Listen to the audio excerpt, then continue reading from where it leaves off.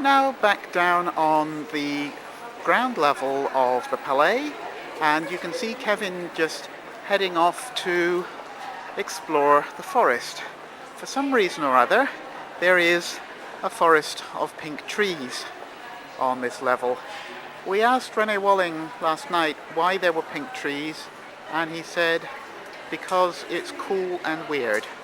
And I think that's pretty much a very good reason for having pink trees.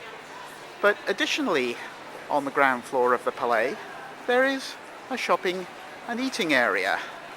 And here we can see immediately coming up a little cafe. This place, I think, will provide similar function to the Corner Bakery at Denver. Looks like a good place just to get a cup of coffee and something for breakfast. If you're in search of something more substantial to eat for lunch, here's a noodle restaurant where you can get a bowl full of noodly goodness to keep you going through the day. There is as well a sushi shop coming up here for those of us who are addicted to raw fish. I'm not sure whether it'll be up to Neil Gaiman's standard because he's a bit of a sushi connoisseur, but it's good to know that you can get sushi here. Next up on the shopping trail, there's an art gallery. Might be kind of interesting to go and talk to these people and see if they would like to display one or two works from our art show in there, just to get people excited about what's happening in Montreal. The gallery itself appears to spread over two different areas on either side, and oh look, they have cat pictures, so obviously they're getting ready for our arrival. Moving further along in this area, there's more different types of shops, and the next one that we're going to come to is clothing. Here's stuff for the gentlemen, and a little further on, stuff for the ladies. Perhaps not quite Hugo ceremony material in there, but worth taking a look. And here's somewhere else you can go to eat. Terra Verde suggests that maybe there be something quite good vegetarian in there. I need to check out their menu at some point. Now, if you're in need of a makeover in advance of the Hugo ceremony, this appears to be the place to do it. They're selling cosmetics and perfumes and things here. And then here is the hairdressers. Now, that should keep everybody happy from the personal decoration point of view.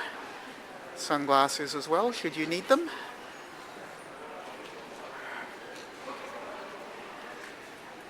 And moving on here, we have what, yes, I think with that sign, this is a Turkish restaurant.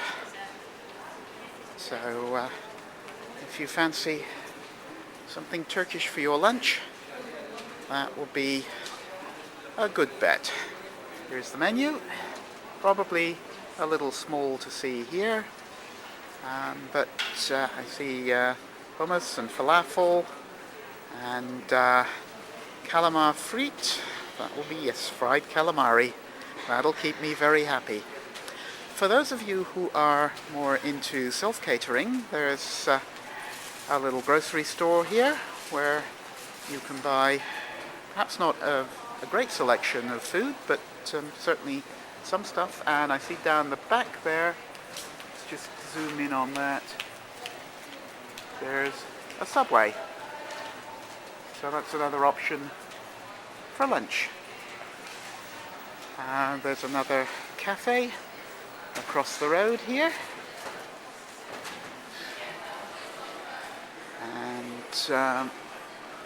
And two more shops just as we're coming down to the end, though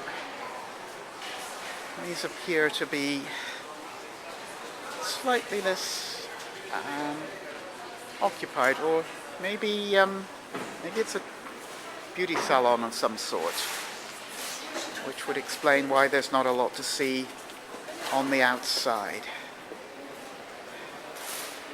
Yep, that's a beauty salon. It's advertising facials and whatever. And then there's a travel agent. And that, I think, is the end of the shopping. And here we come to the far end of the Palais, where we have the exit out onto Rue Saint-Aubin. The door, please, Mr. Stanley. Thank you very much. And when we come out here, we can see across the road there is the Holiday Inn Select, which is where Kevin and I are staying for this weekend. And if the camera will just adjust nicely to the light, we can take a look up the top there and see the magnificent little pieces of Chinese architecture that have been built on the top of the hotel. Rene told us last night that they brought in workmen from China to actually build those for them in order to make sure that they got them right. And that concludes our tour of the Palais de Congrès. So hopefully you now have a better idea of what to expect when you arrive here for Worldcon.